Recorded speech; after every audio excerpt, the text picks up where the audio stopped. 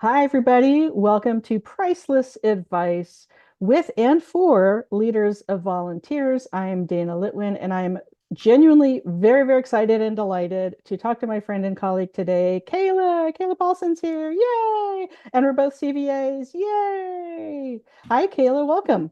Hey, thanks for having me. It's always a good time hanging out with you. It is. It is. We're gonna try to keep the giggles to a minimum, but we're not going to do any of our famous karaoke trips together in this broadcast, at least. But Not uh, yet. You never know. It could get wild. it could get wild, and if the fans demand it, you got to give the audience what you want. So maybe we'll do a re-record with proper sound equipment and get to that. But Kayla, one, I want to catch up with you because it's been since the before times that we've had a good long chat and seen each other in person at conferences and on the road at different events. But the big exciting news in your life and for all VEPs, volunteer engagement professionals, is that ALIVE, the Association of Leaders in Volunteer Engagement, which is our professional association for the United States, ALIVE has taken over service enterprise education and certification. And previously in the world, service enterprise was with the Points of Light Foundation, who do conferences and lots of other things. And you are the main person running service enterprise with Alive. So tell us how that came to be and some of your hero origin story around SE, Service Enterprise. So I don't know if it would be a hero story, but it definitely has been a long one. In 2012, when I became a volunteer engagement professional for the first time, and I was like, oh, okay, I'm a training person, communications person. I work with older adults. Leaned in and she's like, hey, since you have training background, we've got this new amazing program that's coming out on a national pilot. Would you be interested? I was like, well, what is this?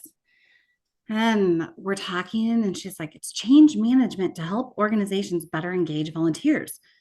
I was like, well, why wouldn't we do this? I mean, hello, we're a volunteer engagement center that wants to build capacity of our local nonprofits. Heck yes. So fast forward almost 10 years after that, we had it start off with reimagining service and California volunteers, and they incubated it and handed it off to Points of Light. Points of Light took it to scale, brought in a number of us Points of Light affiliates, volunteer centers, commissions, also nonprofits that just had a large footprint and wanted to build capacity. And as they recognized, okay, they're moving more to civic engagement. They're no longer staying in that volunteer engagement lane. They hung the mirror and they said, you know what, we might not be the right entity for it anymore. Yeah. Thankfully, at that time, I was on the board and I said, Alive, this aligns so much with our mission. We foster collaboration and networking at a local level with this and at our national level if we bring it to a community of practice. That we're looking at how can we really help those nonprofit board members come to the table for volunteer engagement. Leadership is required to come to the table, and your volunteer engagement professionals, because heck, don't leave them out. Oh, yeah. Never, never. Most important, the VEPs are the VIPs. I was like, we're really helping build that professional development in volunteerism at multi levels. So why would we Yeah. not do this? Yeah, I think it was a natural fit, and you're right. Points of Light it's been through leadership changes. There's another new CEO right now in 2024 as we're recording this who seems to be going back to engaging actual practitioners, leaders of volunteers, VEPs, volunteer engagement professionals. But that long stretch that you're talking about where there was just, they've got their own business strategies and plans, and they just did a very conscious shift towards corporate social responsibility, ESG, corporate partnerships, 50 civic companies, things like that. And I'm just really grateful that the timing and the capacity with Alive, I was on the board, I'm a past president from the before times as well, that I was so grateful that Alive could take it on and that especially that you and your expertise that I know very, very well, like that really felt like right timing, perfect fit. And I'm just so happy and again grateful that service enterprise didn't just fade away. Because too often in the sector we see things like, that's a great idea. Nobody has the money or the time or the energy to take that on. And it's a great idea that fades away. And 10 years later, someone else thinks they have that great idea for the first time. So I'm glad that this had this consistency. And what do you think is one of, you mentioned collaboration and centering the value and impact of volunteers and kind of educating up to leadership, because that's such an important part of advocacy and professional growth for all of us at any level in our career. What have been some surprises or things that you weren't quite expecting, good or bad or neutral, when you took over Service Enterprise and it landed and is now living with Alive? I would say best surprise is how much we've been able to connect with volunteer engagement professionals. So again, part of the reason Points of Light hung the mirror, their affiliate network, who their inner circle is, are a lot of corporate partners, which weren't necessarily the best business to business sell for Service Enterprise. It's more secondary sponsorship kind of thing. But also, it was a lot of volunteer centers. So if their volunteer center didn't talk to the local practitioner, it got dropped off. Yeah. Where Alive, that's who we connect with. We connect with individuals in the corporate sector that want volunteer engagement to be a strong, vibrant activity in their communities and companies. We connect with all sorts of volunteer engagement professionals, aspiring volunteer engagement professionals, all sorts of individuals in that arena. So we were able to talk directly with them and help them hear and see what could it be like if their organization operates as a service enterprise. So we have so many people saying, hey, what is this? Can we talk about this? Beth goes, Kayla, I think I get more referrals now than I've gotten in the 10 years before when she was doing national training. Yeah. So to me, that's the best surprise.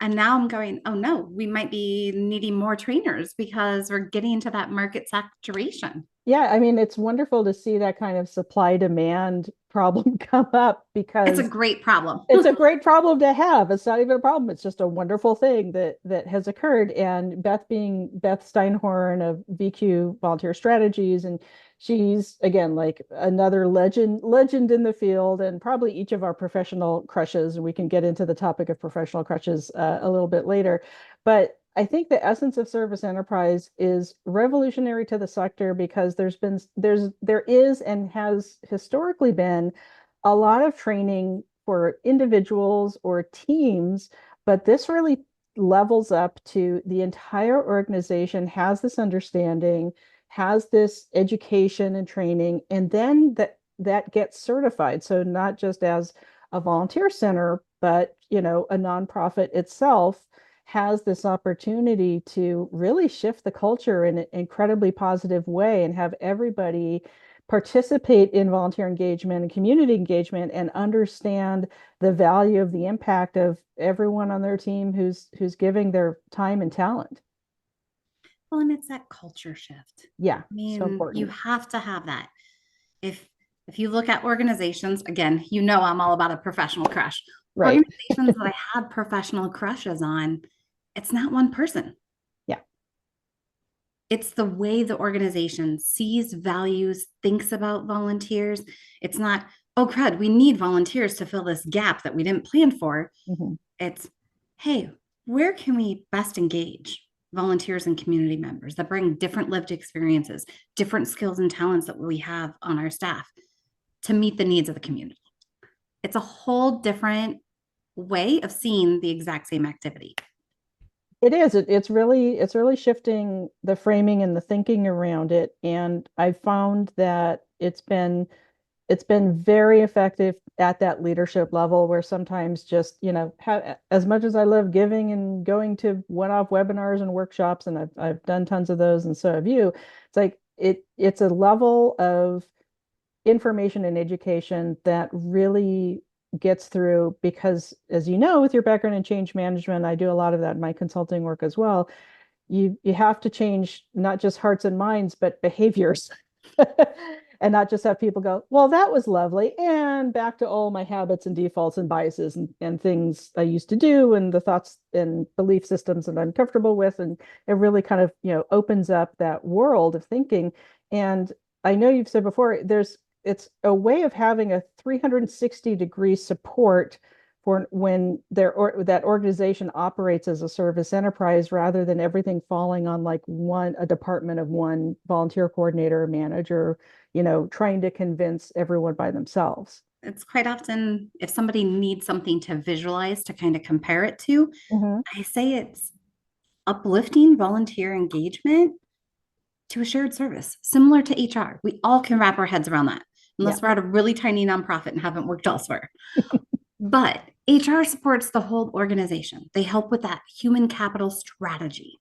That's where volunteer engagement quite often moves to when an organization goes through service enterprise, because they quit thinking of it as this little program that's off in the corner, but how can we elevate it to more of an umbrella strategy for the Mhm. whole organization? And using service enterprise, there's been research recently by the Initiative for Strategic Volunteer Engagement. I've been involved with the founding and co-facilitating the National Alliance for Volunteer Engagement. We're going to say the word engagement a lot because that's the big word that we've got to work with. But service enterprise, I think, that's really ideas to action, or practical and academic approach to like putting strategic volunteer engagement at the foundation, at the center, and as you say, really aligning it strategically, often in a strategic plan itself, with the mission of the agency and the cause. And organizations are so much more effective when everyone has that shared goal and that shared understanding. And I'm really, really excited to see, with Alive kind of investing and being such a natural fit as a professional association for this very same audience in these organizations. I'm really excited to see it grow. How many sites are currently certified in service enterprise? Do you know that number off the top of your head? So we've had some lapse. There wasn't infrastructure Mm. in place with Points of Light to say, knock, knock, did you know you're almost expiring? Our CVA, we all know. Heck, We I got to FISA's do that like, this year. Kayla, Yeah. you know you need to get on this. It's next year. Yeah. Me And too. yet we didn't have that in place for service enterprise. So we Oh, are a little bit on a catch up. We've mhm. had over 850 organizations go through service enterprise, Wow. but some didn't get the love note saying, hey, we want you to stick around and become recredited, because we do know organizations need a little bit of an accountability partner. So every 3 years, we redo accreditation to just check in, do a pulse check. They take the diagnostic again, get a nice 360 reflection on what's going on at the organization, look to see where their strategic plan is, how can we align some activities, maybe trim up where they need to, Hmm. get things shored back up, because again, behavior change. Yes. So If enough important. staffers change over and they're not really keeping it top of mind with their culture and having that aspirational continuous improvement activities, they can drop it. So we do have a catch up to do there. But we've got amazing training and implementation partners across the country that are helping get those organizations back engaged. I'm really happy to hear that, because we know anecdotally and by data and different research and studies that have been done that, particularly in the last few years of the ongoing pandemic, like lots and lots of staff turnover, lots of people needing to relearn something. And I think having that 3-year cycle and that you're getting caught up with that and re-registering, getting people recertified and getting organizations recertified specifically in service enterprise, that lifts up the whole sector. And so as that grows, and like you said, word gets out and you get a really great issue to have of supply and demand of wanting more trainers, also a great way for someone who is a leader of volunteers, is already a CVA or has CAVs. If they learn to do service enterprise training, that's another fantastic item on their career path and on their resume. And can I share how people can get in touch with you around service enterprise and find you on LinkedIn? Definitely. Yeah. Find me on LinkedIn. I love to connect. I share things about Service Enterprise and shout outs to different organizations all the time. Otherwise, Service Enterprise at volunteerlive.org. Super simple. Very, yeah, pretty simple, but a nice rich topic for certification and not that difficult for organizations to go through, but definitely worth the time and investment. I come from farm country. So I'm like, you Yeah, know that's what? true. Silos are okay Yeah, because it helps you be subject matter experts. right. But if you've ever driven across the country, you'll see like they have these little connectors. Hmm. And your local co op, it says we're going to pull a little bit of magic from every silo and we're going to deliver exactly what that person needs at that given moment. And that's one of the things I'm like, okay, I'm not a farm girl, though I do play one sometimes. I go You could out and play one visit on my friends' TV. farms. Yeah. But let's get smart and pull the right amount of everything because sometimes you need silos to stay very functional. But if you've got a co op, a way to pull the right pieces from each silo and recognize each one's unique awesomeness, you'll be there. Home on the Grange, where we've kind of especially in suburban and urban life, forgotten like Granges were that was a community co-op, that was a community center, that was farmers coming together. And that's a lot of the basis of mutual aid and volunteerism and community service. The way that we think about it today was in that innovative thinking, that collaborative, cooperative way of sharing resources. So I love it. I love that framing. And quite often I say, let's look at it. And if we're asking volunteers for opinions, Hmm. are we going to use them? Right. Because if we're not, then don't ask. You're just going to tick them off. Yeah. And if you ask, sometimes they come up with great ideas, but due to regulations, funding, something you can't do it, you just need to close the loop. I mean, anyone is open to, oh, we can't do that because we don't have funding. Well, heck, they Hmm. might help you get the funding. Yeah, totally. Oh, we can't do that because we've got a union environment and we need the union steward to get on board with it. Well, heck, they might say, can I talk to them? You never know. But until we close the loop on, we like this idea and we can't do it because, or we're going to put that on the back burner for now, they don't know that you even gave it honest consideration. It feels like an extraction if you're asking things in a survey and then volunteers either never hear the results of it. So it's like always be transparent with, what were the results, what were the trends, what are some of the anonymous pull quotes if you want to do it anonymously, if that's how the survey was done. And volunteers seeing that maybe if their idea doesn't work because of regulations, because of like funding right now, or some other thing that's beyond anybody's control or can't happen at this moment, but we're going to file that for maybe that can happen next year or another time. Even when someone's personal idea isn't used, when everybody sees that some other volunteers' feedback was genuinely heard, genuinely incorporated as good ideas that can align with the work, that shows everybody that, okay, we're heard. Doesn't mean everybody, if there's 100 people, that 100 ideas go into play. But if 10 of those ideas are acted upon, that's still a fantastic reinforcement of hearing volunteers' ideas, valuing their input, valuing their lived experience and expertise, and that really builds that sense of community and belonging and a team all working together, whether they're paid, whether they're unpaid, full-time, part-time, all going towards those shared goals and towards that mission impact and, being together for the cause. And like you said, I love learning new things. I love hearing from the wisdom in the room. I especially love if it's something that just blows the project wide open. Like that is the most genius thing that no one else has thought of until now. And, this volunteer is absolutely getting credit for coming up with this. And we're sharing it in the newsletter and we're sharing it on, if they want to, if they're sharing it on the website. Some people might want to be, I want to anonymously, but to whatever comfort Mhm. degree, that transparency and that idea of sharing the wisdom in the room with and for and from volunteers, really crucial to that cultural paradigm shift. Really good way to help that along. And I do want to quick, while we're on the topic of survey, Yeah, if you do a survey, words matter. Consider calling totally. it a continuous improvement survey.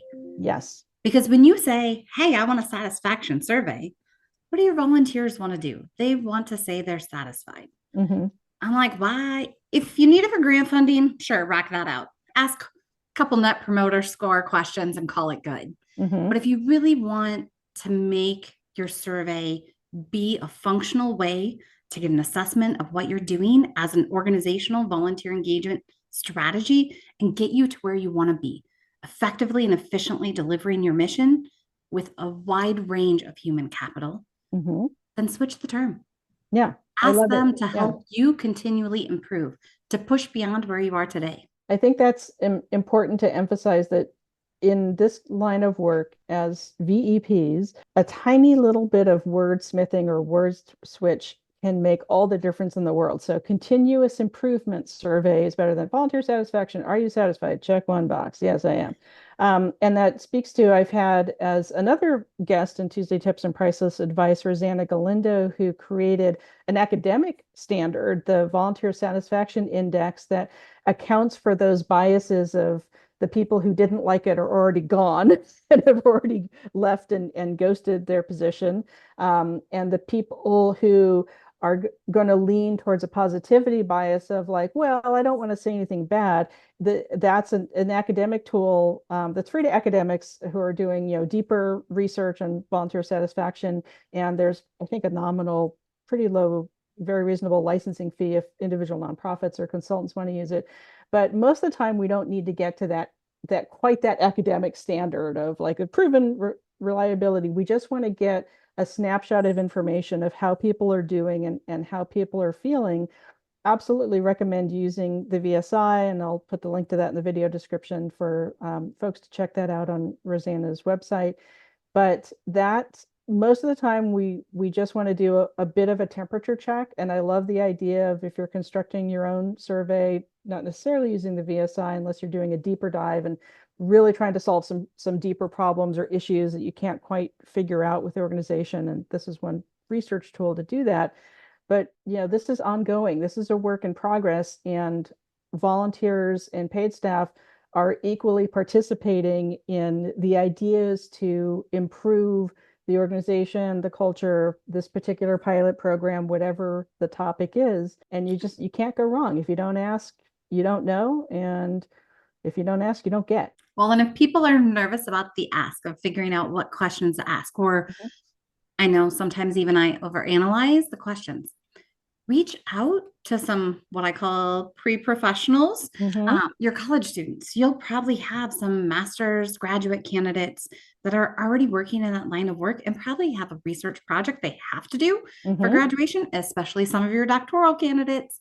It's a great way to leverage their skills and talents to help audit your assessment of what you're asking, to get questions that are hopefully going to get to what you actually need and want. Because time invested in a question that doesn't get you information that's usable can sometimes be frustrating. Yeah, and that reliability and validity is important whether you're using a tool like the VSI that's established and an outline and has its parameters defined and modalities defined.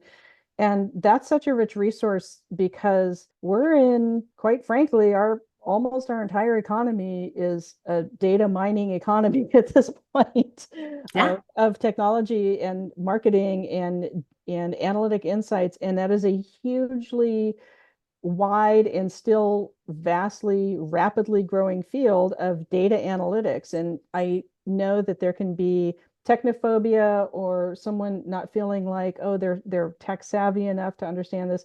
You don't have to be an expert to find, especially a volunteer like you advised, university students, doctoral students, graduate students.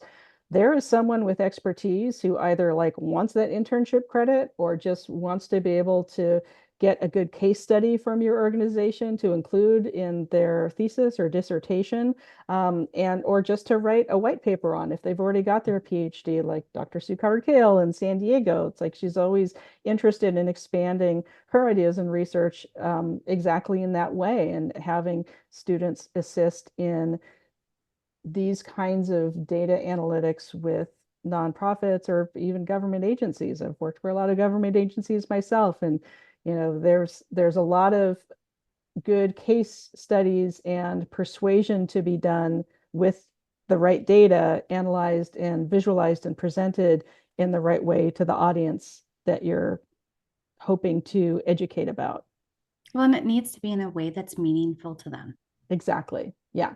If numbers are numbing, then what's that person's learning or communication style? What helps them understand and persuade again to that, not just changing hearts and minds, but what helps motivate that behavior change in a positive direction, or in a more expanding their knowledge of it. And I think again, we're in a data surveillance, data mining, data analysis world. And so even if you do want to learn a little bit more and get wonky with it, then that's a great thing to do as a leader of volunteers. But there's always a volunteer with high skill in this area that you can find, especially in university tracks. I love that as an idea. Well, and we always, as we're coaching potential service enterprise accredited organizations Right. and working with them, one of the first things I say in the very first session I'm training is people hear me when I say you or your organization. That actually isn't just you as a single individual or the team that's around the table. That is the amazing human capital. So when I say, let's do this as an organization, I want you to automatically think, who could be a great skills-based volunteer? Who's Mhm. uniquely qualified to fill that role and or build our staff capacity to do it in the future? So no matter what their step is, if there's one thing they take away from pre-service enterprise, is to really stop thinking we, as the volunteer engagement professional, need to do anything on our own. Yeah, it's even if you feel you are technically a department of one, or you feel, as we talked about, breaking down the silos, and the real use of silos is sharing resources and crossing over and putting what's needed here from some place that has enough of it over there and redistribution. It's also good to think about not just professional development, but making a lasting change with an organization. And I've done that in organizations that I worked for before I was working for myself in consulting full time, where I know that I left something good behind that is still in motion, that I've handed the baton off to others. And again, with service enterprise, that's easier to set up. And if we're talking about staff turnover or just a lot of new folks since an organization's been certified in service enterprise and they need to re-up, or someone's doing it, organization's doing it for the first time, that helps with that sustainability and legacy, so that it doesn't just turn into dust in the wind, that all these great things that I set up and these processes and this culture, it doesn't just go away because somebody new steps into the role. Yes, you might be the chef, but you've got other sous chefs Mm-hmm. that on the day that you're sick and there's a volunteer event, everybody else knows their roles. And yeah, you are helping orchestrate it all, but you've also got things in place and enough people engaged in supporting things. But I mean, heck, I remember being at a United Way Volunteer Center. Day of Caring was a big thing. Yeah. Different events that we had, Coffee with a Cause, or hundreds of volunteers coming in. You're like, oh my gosh, I cannot be sick. And once I moved past that point and started rallying a team every time, I didn't feel the same stress. I Yeah. didn't feel in it alone. You have a team behind you, and you're dipping into a really beautifully rich and diverse talent pool of volunteers. And there's kind of this understanding, and I think Service Enterprise helps educate leaders around this, that volunteers are only the thing that they do with the organization. And we know that is far from true. Someone can be, a data analyst with Google or Apple as their day job, and they're coming to the food bank or the animal shelter or the crisis line, and they're doing that thing because they want to do that thing and it makes them feel good. But there's a ton of expertise that I think remains untapped or underutilized, not just as special project volunteers, but kind of crossing back to the part of the conversation of fundraising and the very big overlap, if not usually almost exactly the same circle of volunteers as donors, as some people who are highly engaged with supporting your organization and can be trained and taught to be messengers and advocates out in the community, not just at a boothing event or a career outreach day or a corporate outreach day, but getting that messaging and that understanding to everyone in an organization only continues to ripple out and benefit the organization in its cause as a brand and building up that crucial currency of trust with the community they're working with, because it's not working at or for or to, it's this is a collaborative effort. And the more that organizations at every level kind of come to understand that, I've seen, the more successful they are. And service enterprise is a great way to do that. But to your other points, if that's not happening just yet, then at least take the rest of your priceless advice and your Tuesday tips and, pull that team together to know that you're not isolated, even if it can feel that way sometimes, and create that deep bench, dip into that talent pool and, get support, delegate. Well, and as you were talking, another one of my, we'll say catchphrases, Sure. is with, not for. Yes. And you were talking about it, whether it's internal, build it with the internal individuals, whether it's in your community. We need to quit doing things for people. Yes. Yeah. And if take a moment, hang the mirror every time you're working on a project or program or designing something and ask yourself, am I doing it with or for? And if the answer is for, pause for a hot minute. Time out, take a time out. And ask yourself, how can you authentically engage with the community you're designing it for? Yeah. Or engage with the individuals that are going to be doing it.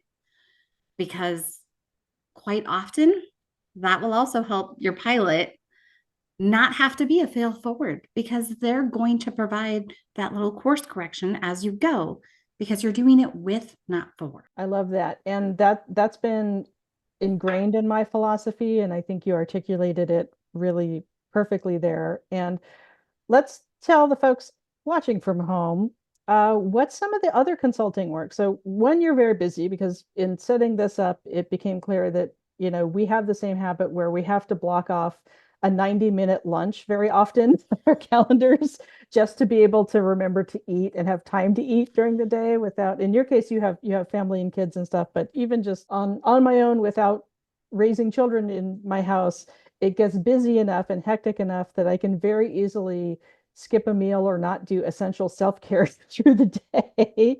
But you also, in addition to this work with Alive, like you've got your own consulting and, as we've talked about, teaching and training work as well. Yeah. So Alive and Service Enterprise is one of my pet projects. And I committed to sticking around and helping get it up and stable. And now we're excited. We're hiring an executive director at Alive, and they're going to take on some of this. So my time and energy will get to scale back a little bit.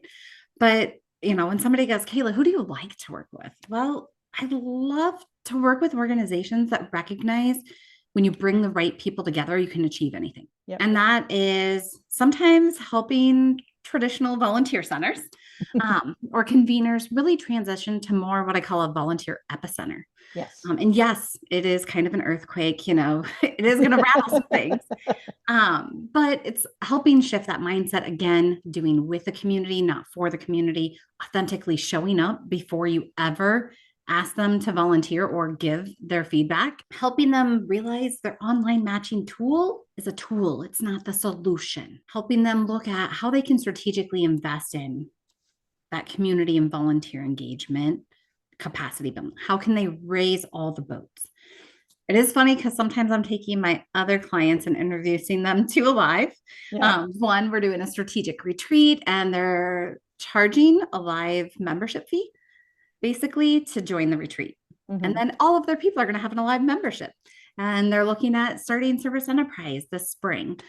I get to work with corporate partners that are connecting employees with volunteer opportunities to round out and do professional development. So, we have this whole big list of what are soft skills and hard skills our staffers need. And these corporate partners are recognizing, let's do beyond the team projects that you used to help us with, Kayla. Mhm. Let's also look at how can we provide benefit to the nonprofit, but the nonprofit also help us build up our staffers to achieve the next level here at the corporate office. So that's been a fun example of ways that they're like, Kayla, you like to think outside the box. Well, come on over. We have no box to put you in. I also am Yeah. helping write and kick off AmeriCorps program. So I have loved running the retired and senior volunteer program, working with a variety of organizations, doing volunteer generation fund, and helping organizations that are needing to rethink how does this look. I get pulled in sometimes with RSVPs that have been doing it the same way for 25 years. And I'm like, oh, your average age is 80 almost. It could be as low as 55. Yeah. And AmeriCorps is under financial pressure, like as Congress diddles about, there's cuts to funding. So I think it's more important than ever that people like you, consultants, and I'm on the America Service Commission, State Commission's consultant list as well. But I think, say, you have a really fantastic, deep, and broad expertise in those AmeriCorps programs, including like the challenges that might be coming up in the next couple of years of certain things getting cut and other things being reprioritized. And what do you think is the best benefit to organizations working with AmeriCorps Vista or RSVP or any of these other national programs? I always tell them to look at it as a gift. Yeah. So with funding, AmeriCorps has lots of strings attached to their funding. Mhm. One that I was just talking with earlier this week, I said, what we need to do is we need to use your VGF funds now to build amazing infrastructure and programs, build capacity, and get corporate sponsorships to keep this going. Yeah. Because AmeriCorps, I wouldn't trust it to always be around.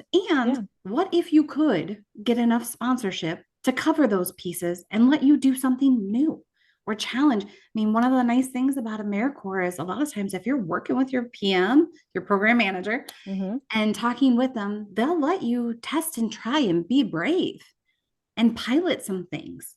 So, I constantly am pushing to go, okay, we can't count on AmeriCorps funding. Let's look at it as a catalyst. Let's keep pushing ourselves to do more with more.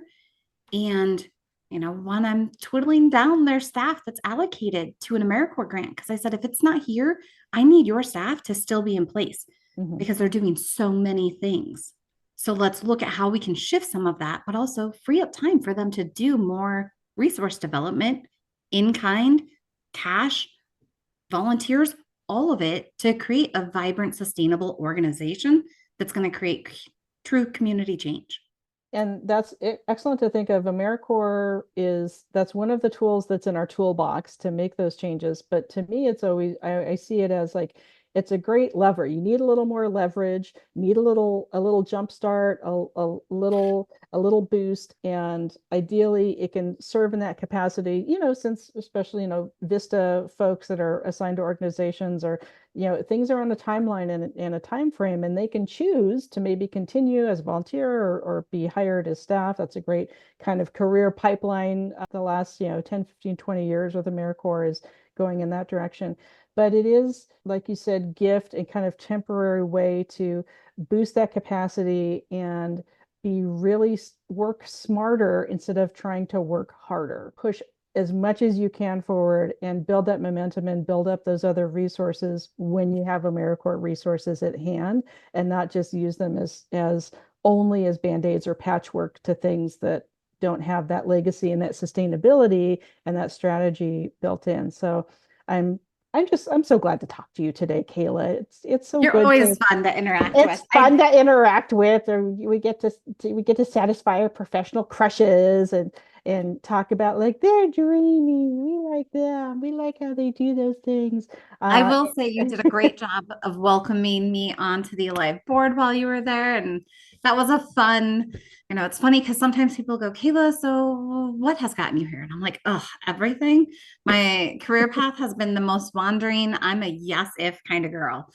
So, it's been a meandering path. But when somebody asked, what helped get, I was like, okay, Points of Light was good and instrumental, being on the affiliate network and Alive, being on that board got me connected with so many amazing individuals and more at the, I'm going to say, universal volunteer engagement and national sphere Mhm. I didn't have before. And that was pretty amazing. So I'm going to give a quick plug of Volunteer with Alive, creep your way up to the board at Alive. If you've got questions or want to know where to land, connect with me. I'd be happy to have a conversation. Yeah, and me as well. And being on the board from 2013 to 2019, that was a crucial part of Alive's development. In 2013, there had been some issues with the IRS and certification stuff, and the team that came in as the fresh board members in that time frame, like we were able to turn it around to the thriving, again, legacy of great leadership built in instead of scrambling, oh, who's going to be president next? But it takes a village, it took an effort. But that our time together on the board, also like that expanded me to a national awareness and being involved in advocacy on national levels. And I'm still in the membership committee of Alive. So being a committee member, signing up to do special projects at volunteeralive.org. Kayla, I am so glad we got to catch up today. We got a ton of your awesome, priceless advice. I'm just glad that we got to catch up after all this time. And thank you so much for being on Priceless Advice and offering your Tuesday tips. Thank you for having me. And thank you, audience, for investing in yourselves and constantly growing.